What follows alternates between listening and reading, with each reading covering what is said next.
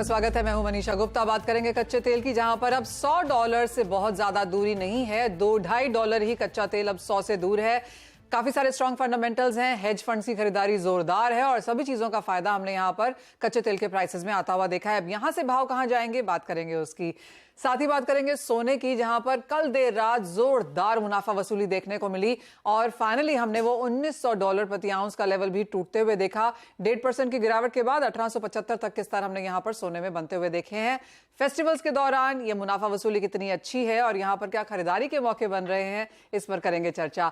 साथ ही बात करेंगे कॉटन की, जिसे व्हाइट गोल्ड के नाम से भी जाना जाता है और यहां पर भी हमने अच्छे खासे भाव चढ़ते हुए देखे हैं। नियर 10 महीने के हाईज पर यहां प्राइसेस हैं। इस उड़ान की क्या वजह है, यहां से आपको क्या करना चाहिए, इस पर बात करने के लिए हमारे साथ हैं कामाख्या जूल्स के MD Manoj Jha, energy expert Narendra Taneja और केरिया कमोडिटीज के अजय केरिया। लेकिन शुरुआत हम कच्चे तेल के साथ करेंगे क्योंकि 3.5% की तेजी यहां पर ओवरनाइट देखने को मिली है। नरेंद्र जी, आपसे लगातार बात होती रही है एंड ऑफ कोर्स इलेक्शंस हैं, फेयर प्राइसिंग शायद ये नहीं है, लेकिन जिस तरह की हेज फंड बाइंग रही है, क्लियरली अब 100 के आसपास पहुंचता हुआ कच्चा तेल। नहीं, जैसा आपने कहा, देखिए अगर आप इसको देखते हैं, मैंने जैसे पहले भी आपके यहाँ कहा था, कोई डिमांड कोई बढ़ गई ऐसा तो हुआ नहीं है। कोई सप्लाई कंस्ट्रेंट तो आर्टिफिशियली क्रिएट की जा रही है और पूरे वर्ल्ड की इकोनॉमी पे इसका इम्पैक्ट पड़ रहा है। इवन जो विकसित अर्थव्यवस्था है अमेरिका, वो इसको लेकर के परेशान है। अब सऊदी अरब ने पिछले कुछ 3 महीने के अंदर लगभग 5 मिलियन बैरल, 50 लाख बैरल जो है वो मार्केट से गायब कर दिया है। उसने अपना उत्पादन कम कर दिया है। वो जो है वो 12 मिलियन बैरल्स का प्रोडक्शन कर सकता है, उसका प्रोडक्शन जो 9 मिलियन बैरल्स पे आ गया जानबूझ के। रशिया की तरफ से भी कम हुआ है। उन्होंने डीजल का एक्सपोर्ट उसको भी बैन कर दिया है। तो इस एक तो सऊदी अरब और दूसरा रशिया, लेकिन सबसे बड़ा बेनिफिशियरी जो है इसका सारे ही देश हैं, लेकिन सबसे ज्यादा जो मैनिपुलेशन या जिसको बोलिए वो करा जा रहा है वो सऊदी अरब के द्वारा करा जा रहा है। अब देखना यह है कि अब जितना वो चाहते हैं उस लेवल पे जिसको रहता है, क्या वो अब प्रोडक्शन को वापस शुरू करेंगे जिससे कीमतें थोड़ा सा नरम होना शुरू हो, या उनका इरादा जो $100 पर ले जाने का है। अगर $100 पर ले जाने का है तो जाहिर है वो अभी इस बारे में कोई बात नहीं करेंगे और जो प्रोडक्शन कट है हो सकता है उसको थोड़ा और कर दें। अब ये उनके ऊपर दबाव काफी है, G20 में भी दबाव पड़ा, भारत का दबाव है, अमेरिका का दबाव है, लेकिन ये देख रहे हैं उसके बावजूद वो बिल्कुल टस से मस नहीं हो रहे हैं, बिल्कुल सुनने को किसी की तैयार नहीं है। अब ये फैसला तो उन्होंने ही लेना है।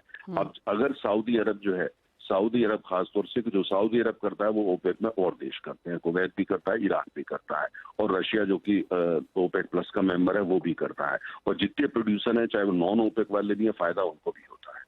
तो इसलिए अब देखना यह है कि सऊदी अरब जो सबसे बड़ा इंपॉर्टेंट प्रोड्यूसर और एक्सपोर्टर है, वो इसमें क्या दबाव है उनके ऊपर, लेकिन अभी तक उन्होंने दबाव जो है उसको नकारा है। उसके दबाव में वो नहीं आए हैं। लगता यह है कि वो $100 पे उसको ले जाना चाहते हैं, लेकिन देखना ये होगा कि अब इसके आगे जो बड़े आयातक है जिसमें अमेरिका नंबर 1 है, उनका वो कितना दबाव कर सकते हैं और दबाव का असर होता है या नहीं होता। आज से 5 साल पहले अमेरिका कुछ बोलता था, सऊदी अरब सुनता था।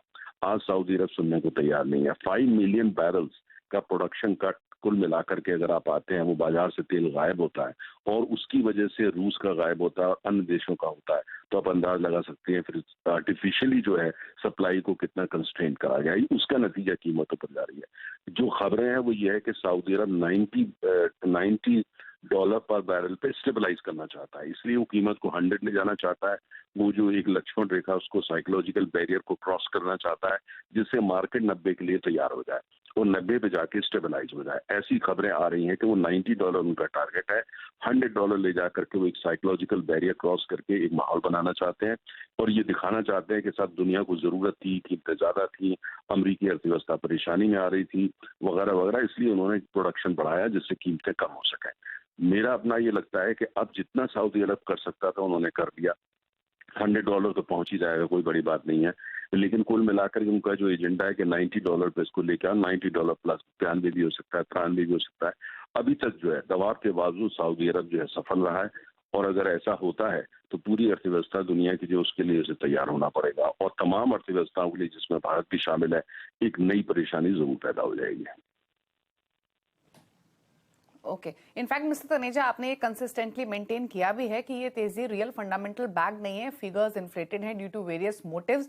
लेकिन अब क्योंकि $100 के आसपास आ चुका है, $90 आप कह रहे हैं कि एक लेवल रहेगा जहां पर शायद ये स्टेबल होता हुआ दिखाई दे। आप फिलहाल के लिए क्या मान के चले, 100 उसके पार जाने की बात आप कर रहे हैं, लेकिन फिर आप रेंज क्या देख रहे हैं? ऊपर की तरफ मैक्स गया तो कहां तक जा सकता है, नीचे की तरफ कहां इसकी रेंज रहेगी अगर $93 के आसपास स्टेबल भी होता है, फिलहाल के आंकड़ों को देखते हुए? देखिए, नहीं, अच्छा प्रश्न है। देखिए, $100 तो अब सऊदी अरब लेके जाएगा, ये तो तय है। तो $100 पे इसको लेके जाएगा और हो सकता है 100 से 100, 200, 3 लेकर के उसमें अब आ जाए, क्योंकि वो अपनी तरफ से अगर बिल्कुल जो है वो प्रोडक्शन वापस लाने की बात नहीं करते तो $100 क्रॉस हो जाएगा। 103 भी हो सकता है, 105 भी हो सकता है। उनको माहौल बनाना है, ये दिखाना है कि भाई वो किस तरीके से जो एक इम्पोर्टेंट कमोडिटी है, लोग रिन्यूएबल की बात करते हैं, ग्रीन की बात करते हैं, क्लाइमेट की बात करते हैं, वो दिखाना चाहते हैं कि ऑयल के बिना कभी कुछ होता नहीं है फिलहाल। तो लिहाजा उनकी बात को सुनना पड़ेगा। और दूसरा, उन्होंने कहा है उनको पैसे की जरूरत है, क्योंकि वो अपने यहाँ जो है वो अर्थव्यवस्था को पोस्ट ऑयल के लिए तैयार कर रहे हैं, उसका मॉडर्नाइजेशन कर रहे हैं, तो लिहाजा उनको पैसे की जरूरत है। तो मुझे ऐसा लगता है कि अभी 100 से 100 जाएगा, 100 भी क्रॉस कर सकता है। उसके बाद वो जो है दिखाएंगे कि उन्होंने जो प्रोडक्शन है वो वापस जो है 1 मिलियन बैरल से शुरू करेंगे, फिर 2 मिलियन बैरल बढ़ाएंगे और धीरे धीरे उसको नीचे आने देंगे, लेकिन बहुत ज्यादा नीचे नहीं आने देंगे। हालांकि कॉन्स्पिरेसी थ्योरी ये भी है, आपने भी सुनी होगी, कि सऊदी अरब ये चाहता है कि तेल की कीमत को ऊपर ही रखें जब तक अमेरिका के चुनाव नहीं हो जाते, क्योंकि वो चाहते हैं कि अमेरिका में जो अभी वर्तमान राष्ट्रपति है वो चुनाव हारे। वो नहीं चाहते कि ये पार्टी दोबारा वापस में आए, तो वो ऑयल को एक हथियार की तरह उसका प्रयोग कर। ये कॉन्स्पिरेसी थ्योरी है जिसकी चर्चा ऑयल सर्कल में काफी है, लेकिन फिलहाल मैं उस थ्योरी को एक तरफ रखता हूँ। लेकिन मेरा ये मानना है जो कीमत बढ़ रही है उसके लिए डिमांड सप्लाई कोई लेना देना नहीं है, ये सीधा आर्टिफिशियली करा जा रहा है। सऊदी अरब और अन्य देश जो ओपेक है मिलकर कर रहे हैं, रूस को उससे भी फायदा होता है, वो भी कहीं ना कहीं इनके साथ है। तो फिलहाल ये स्थिति बनी हुई है। लॉन्ग टर्म कहना मुश्किल है, लेकिन इतना जरूर तय है कि $90 पर बैरल जो है सस्टेन बेसिस पे, अब उसके लिए तैयार रहना पड़ेगा। अगर $90 सस्टेन बेसिस पे हो जाता है तो जाहिर है कि उसके बाद उनका नेक्स्ट स्टेप जो वो $100 पे जाके इसको नेक्स्ट ईयर में सस्टेन बेसिस पे लाने का मैनिपुलेशन करना होगा। सऊदी अरब ने बहुत लंबे अरसे के बाद ये देखा है कि अगर वो चाहे तो कीमत को सिंगल हैंडेडली वो ऊपर ले जा सकता है। तो ये उसने दिखाया, और इसलिए जो बड़े आयातक है जिसमें भारत भी शामिल है, अब इसके लिए तैयार होना पड़ेगा। जो ब्रिक्स एक ऐसा प्लेटफॉर्म है जिसमें भारत, चीन दुनिया के दूसरा और तीसरा सबसे बड़े आयातक हैं, सऊदी अरब और रूस वो भी उसके अंदर सदस्य हैं। क्या ब्रिक्स एक ऐसा प्लेटफॉर्म है जहां पर तेल के बारे में भारत जैसे देशों को खुल के बात करनी पड़ेगी? लेकिन वो राजनीति की बात है, लेकिन तेल अपने में ही राजनीति होता है। तो अभी लॉन्ग टर्म कहना मुश्किल है, लेकिन इतना जरूर है कि जो कीमत है वो $100 क्रॉस कर रही है और सऊदी अरब की रणनीति काम आ रही है। और मार्केट फंडामेंटल, अर्थशास्त्र या डिमांड सप्लाई का, इन तीनों चीजों का इससे कतई कोई लेना देना नहीं है। जी हाँ, एब्सोल्युटली, क्योंकि अगर हम ऑन ग्राउंड फंडामेंटल्स देखें तो बहुत ज्यादा चेंजेस नहीं है, लेकिन उसके बावजूद कच्चे तेल में जिस तरह का उछाल है, और कल देर रात तो 3-3.5% का इजाफा यहां पर देखने को मिला, जिसने भावों को यहां पर 97 के ऊपर फिलहाल लाकर रोका है। नरेंद्र तनेजा जी, बहुत शुक्रिया एज ऑलवेज साथ जुड़ने के लिए, और वो पूरा पॉलिटिक्स और थियोरीज यहां पर हमें ऑफकोर्स समझाने के लिए और किस तरह से कच्चे तेल को देखना चाहिए वो बताने के लिए भी। लेकिन एज अ ट्रेडर ऑफकोर्स ये काफी मुश्किल ओवरनाइट ट्रेड रहा होगा। अजय, कैसे देखते हैं आप 3-3.5% की मूव, और अब इंडियन मार्केट्स को यहां पर क्या करना चाहिए? Very good morning Manisha ji. Definitely अगर हम कच्चे तेल की बात करें तो उम्मीद यही थी कि कच्चा तेल $100 का लेवल, या ब्रेंट की बात करें तो 104 का लेवल ईयर एंड तक दिखा सकता है। बट जिस ढंग से रशिया के एक्सपोर्ट कट और सप्लाई साइड टाइटिंग जो नरेंद्र जी ने भी हाईलाइट किया है, तो I think market is definitely going with a psychological level of 100। Domestic market में रुपए में जो गिरावट है वो डेफिनेटली गोल्ड को भी एक सपोर्ट देता हुआ, क्रूड को सपोर्ट देता हुआ दिखाई दे रहा है। तो कुल मिलाकर मुझे लगता है कि ये जो सप्लाई कंसर्न है वो कच्चे तेल को कंटिन्यू सपोर्ट करेगा। डोमेस्टिक मार्केट पे चाहे हम एमसीएक्स क्रूड की बात करें चाहे एनएससी क्रूड की बात करें, दोनों में मुझे लगता है कि तेजी का रुख रहेगा, जो 8,050 का लेवल दिखा देगा। यहाँ पे ऑप्शन के जरिए हम ट्रेड करके ले सकते हैं, जहाँ पे 7800 का कॉल लेना चाहिए 220 के ऊपर, और उम्मीद है ये ऊपर में 400 तक के लेवल अगले 2 सेशन में दिखा सकता है। Fundamental technical both are been supportive for crude oil. Alright, यानी कि खरीदारी यहाँ पर अभी भी जारी करनी चाहिए। थोड़ी कॉशियस ऑफ कोर्स यहाँ पर रहना की जरूरत है, लेकिन जिस तरह के नंबर्स हैं वो अभी भी ऑन द पॉजिटिव साइड है, और खरीदारी की राय यहाँ पर अजय की तरफ से।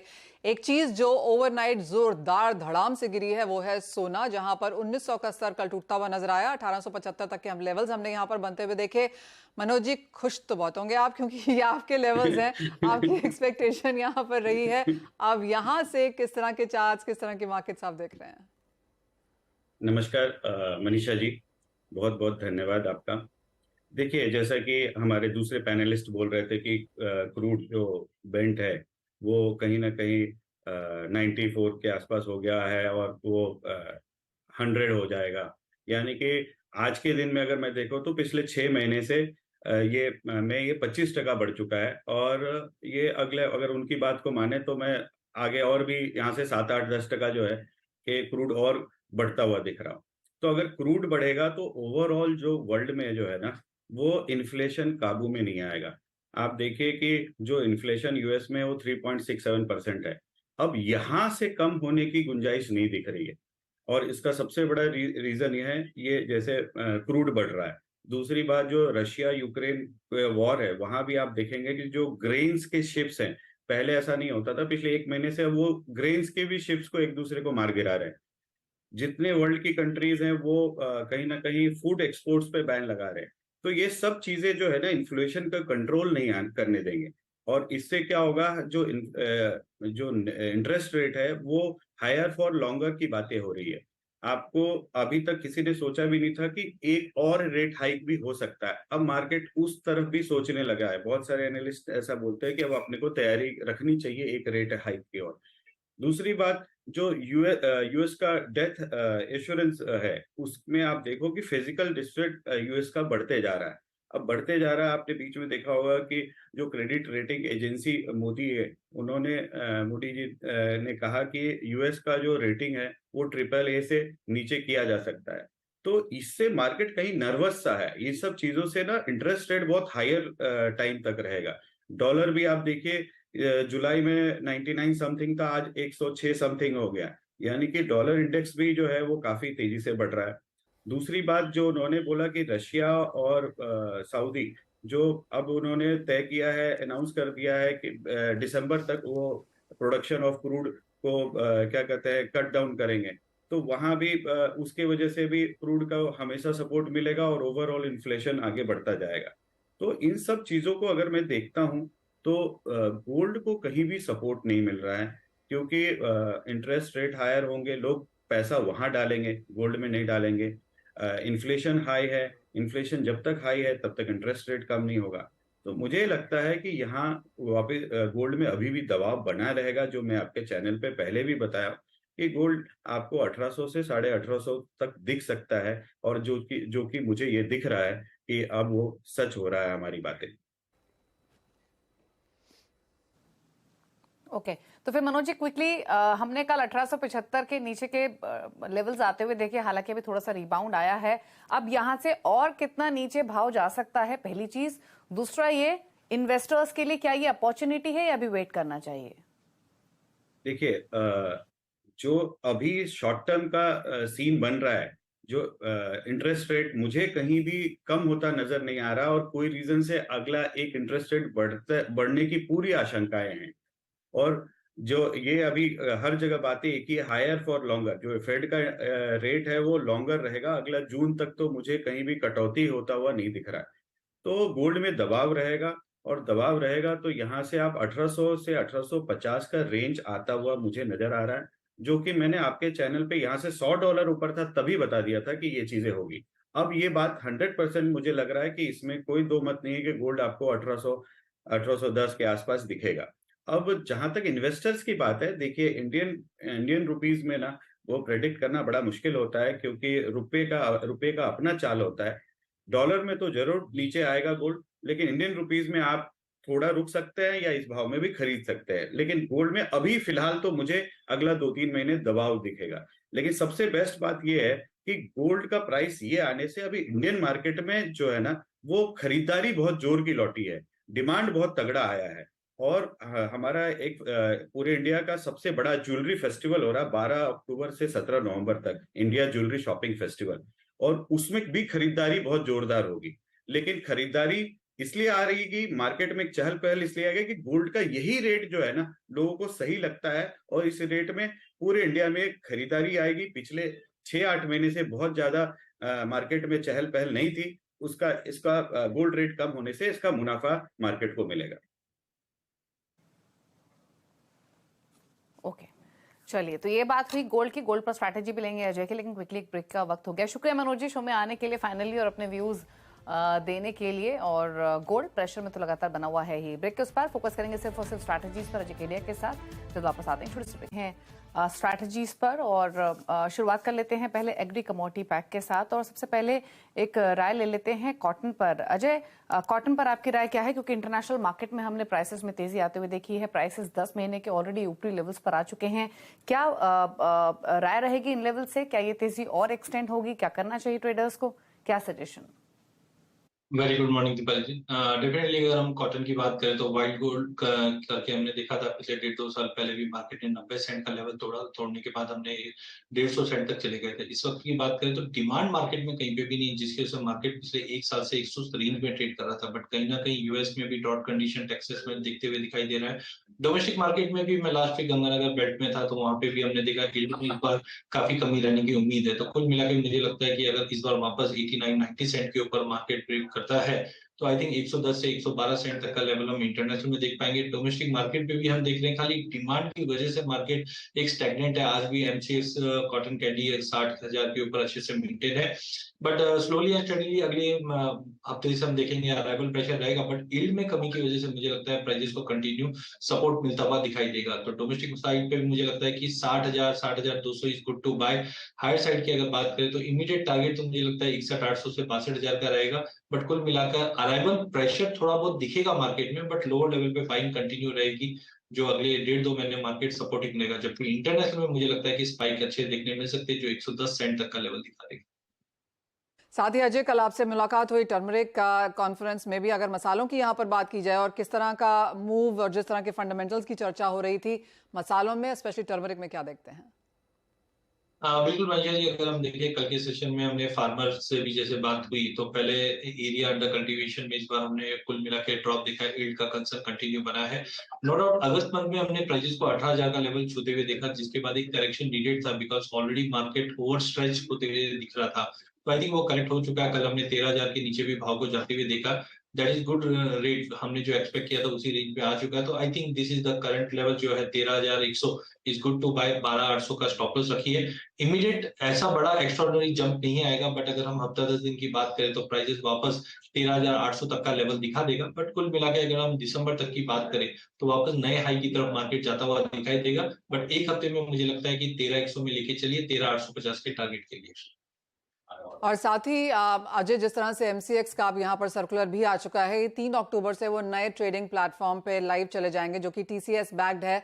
2 अक्टूबर को यहाँ पर मॉक सेशंस भी हैं। और ऑफ कोर्स 63 मून्स का जो पुराना प्लेटफॉर्म है वो दिसंबर तक रहेगा, जो एक बैकअप के तौर पर अब यहाँ पर यूज किया जाएगा as a broking fraternity, as a trader on that platform. क्या देखते हैं आप एज चेंजेस आपके लिहाज से यहाँ पर, चाहे वो साइनिंग इन था या फिर मॉक ट्रेडिंग्स हैं, वो कैसी रही हैं? हाँ बिल्कुल, देखिए कोशिश पिछले 1 साल से की जा रही थी और जो कंसर्न था वो हमने देखा है एक्सचेंज की तरफ से टाइम पे रखा गया कि कहीं पे भी एक जो एक्सपीरियंस है वो खराब नहीं रहे, सीमलेस रहे, जिसके चलते हमने बैक टू बैक पिछले 1.5-2 महीने के अंदर हमने देखा कि मॉक रखा गया था। और ड्यूरिंग द मॉक भी चीजें काफी सीमलाइसली मूव होते हुए दिखाई दी। That is why they have came to arrive कि हम 3 तारीख से हम लाइव कर सकते हैं। बैकअप के लिए ऑलरेडी 63 मंथ्स है हमारे साथ। तो बट मुझे लगता है कि काफी एक चेंजिंग पॉइंट रहेगा। एंड अब तक के जो मॉक रहे हैं वो काफी सक्सेसफुली गए। कुछ ग्लिचेस थे वो ऑलरेडी रिजॉल्व कर दिए गए। तो एज ए ब्रोकिंग फ्रेटर्निटी मुझे लगता है कि काफी वेलकम रहेगा, क्योंकि 1 साल से हम देख रहे हैं कि काफी एफर्ट्स लिया जा रहा था इसके ऊपर और अब हम बोल सकते हैं कि गोल अचीव होता हुआ दिखाई दे रहा है। तो आई एम वेरी देखने के लिए कि 3 तारीख से कैसे मूव होगा। बट वेरी होपफुल कि जिस दिन से जो एफर्ट्स की थी वो अब मार्केट में दिखाई देने लग जाएगा। ओके, चलिए, तो ये रही स्ट्रैटेजीज भी और तमाम खबरों पर डिस्कशन।